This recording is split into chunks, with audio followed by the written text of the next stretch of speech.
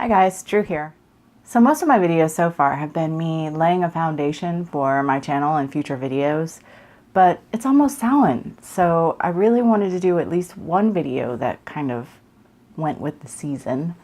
So here we are, Earthbound and Spirit Visitation. Of course, as always, this is just my own personal understanding and experiences with the topic. Spirit visitation can mean multiple things, but typically what I mean, and what I mean specifically for this video, is a human being that has died, crossed over, and comes back to visit.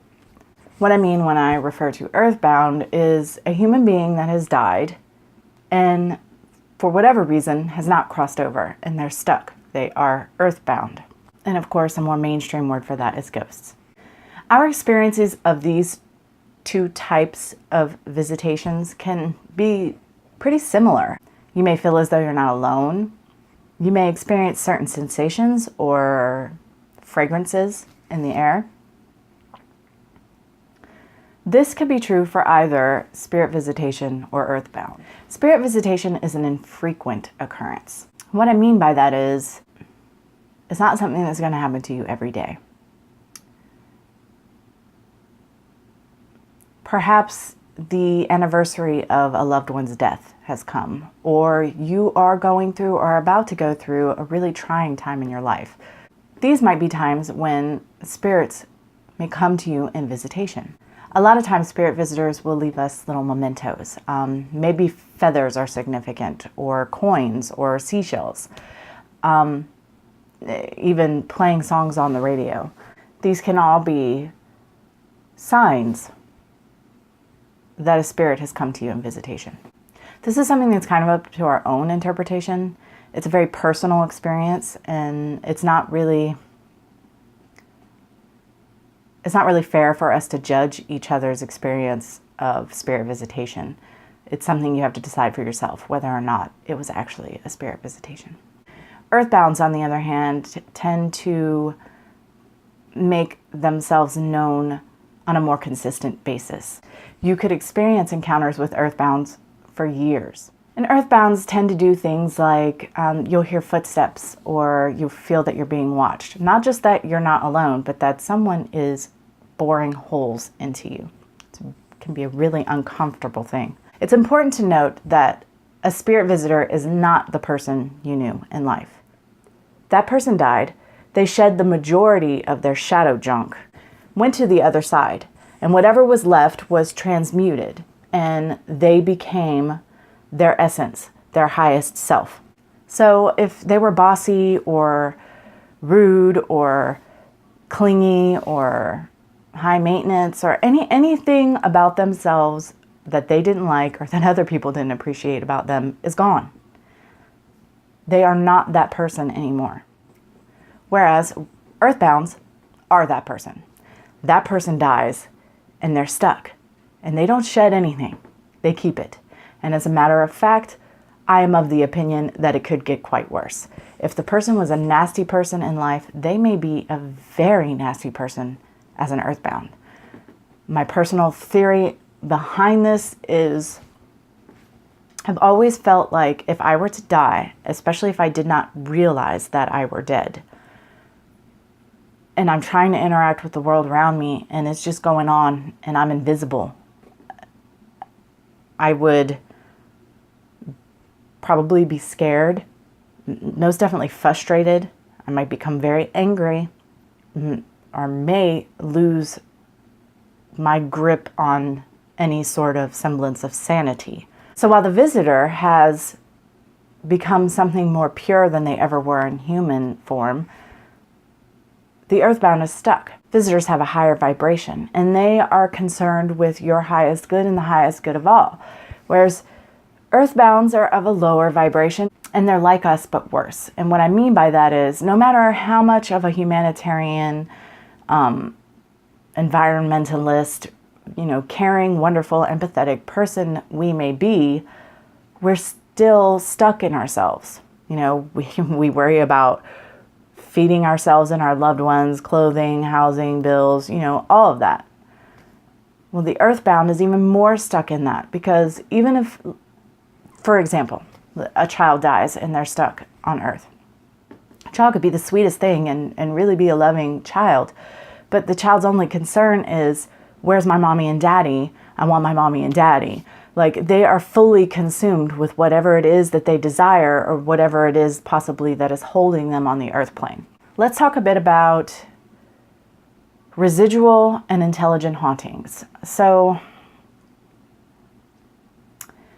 a residual haunting is like an imprint. It's a loop of action, basically. I know someone who grew up in a familial home. It was passed down through the generations. I can't remember if it was her great-grandmother or grandmother, but for the sake of the video, I'll just say grandmother. All through her life, at different times, a regular basis, I won't say a consistent basis. It didn't happen every day or anything, but regularly she would see the ethereal figure of her grandmother walk through the living room to the back door, look out the back door, and then disappear after a second. The spirit was not aware of anything around it. It was just performing the same thing over and over again. This is what we call a residual haunting. And there are, you know, many theories about it. My personal opinion is that this is 99% of the time not going to be an earthbound spirit, that it's just an imprint.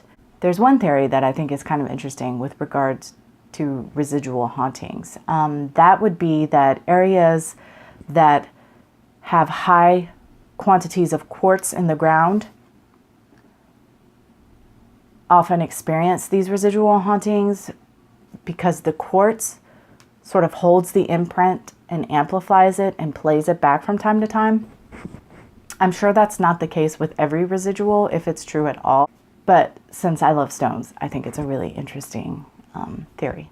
Then there's intelligent hauntings, and these are spirit encounters with awareness. These are the type that will interact with their environment, you know, play with your radio, slam doors, produce shadow manifestations or other types of manifestations, or produce cold spots. Although I have to say that I have experienced spirit visitation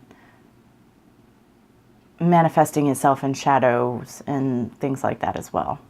So that could be kind of touchy. Again, some of these experiences overlap between the two, but with time I feel that it's fairly easy to decide whether it was a spirit visitation or whether it's earthbound. If you see an etheric body, you see a spirit, and it looks at you, and it seems to acknowledge your presence, there seems to be an awareness that you're there, that it's either a spirit in visitation or that it is definitely an intelligent haunting.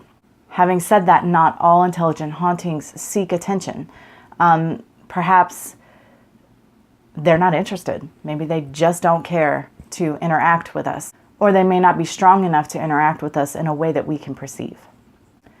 I personally have had experiences with both spirit visitation and earthbounds.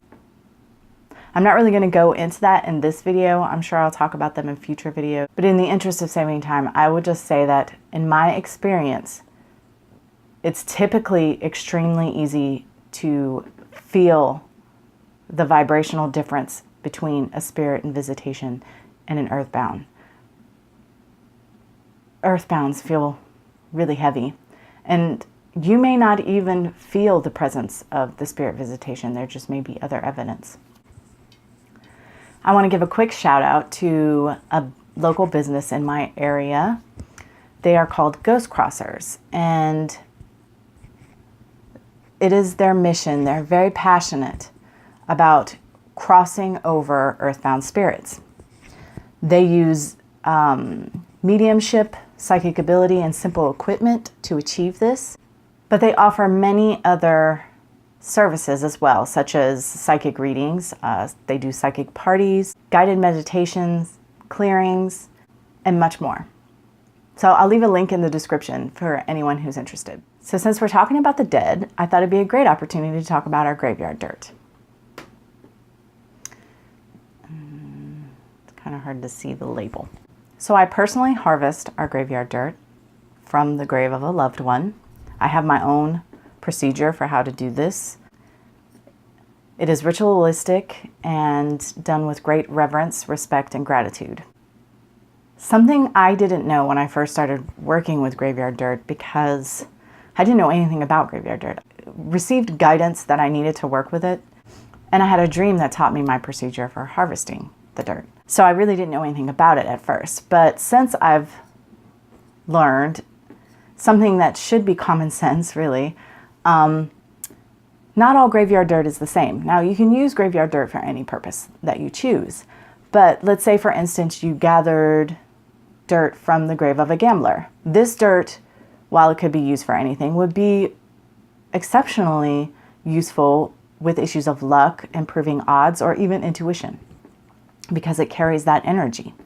Our dirt is best for issues dealing with love, loyalty, and protection. Right now, we're having our Samhain sale in our Etsy shop, and you get 25% off of select spoopy items, including graveyard dirt. It started October 24th, and it goes to November 7th. So I'll leave a link in the description for anyone who's interested. And until next time, much love and gratitude.